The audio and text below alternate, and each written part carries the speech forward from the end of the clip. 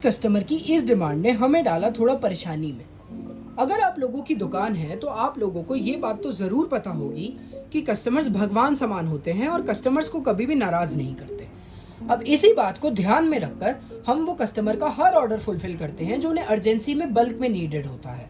Bulk orders यानी same medicine ज़्यादा quantity में। अब ऐसी चीज़ें एक फार्मासिस्ट डेली बेसिस में अपनी दुकान में नहीं रखता, क्योंकि ये चीज़ें जगह तो घेरती ही हैं, साथ में बेचने में भी दिक्कत देती हैं और पेमेंट की भी इशू आते हैं। अब ऐसी चीज़ें एक फार्मासिस्ट सप्लायर को ऑर्डर मिलने पर ही लिखवाता है।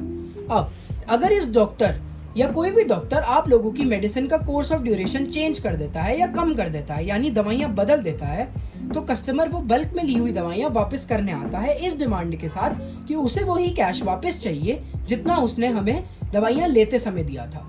अब ये चीज़ें प्रैक्टिकली पॉसिबल नहीं होती, क्योंकि एक होलसेलर बिना किसी वैलिड रीज़न जैसे एक्सपायरी, पैकेजिंग रिलेटेड या मैन्युफैक्चरिंग रिलेटेड प्रॉब्लम्स के अलावा दवाइयाँ अपने पास वापस नहीं लेता और एक फार्मासिस्ट को दोनों तरफ से परेशानी हो जाती है।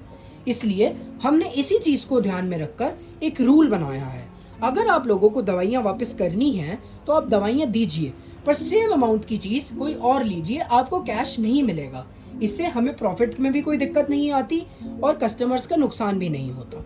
इन चीज़ों से एक फार्मासिस्ट की पॉकेट्स पर काफ़ी ज़्यादा इफेक्ट आ सकता है, खासकर कि न्यू फार्मासिस्ट की। Thank you so much. Take care.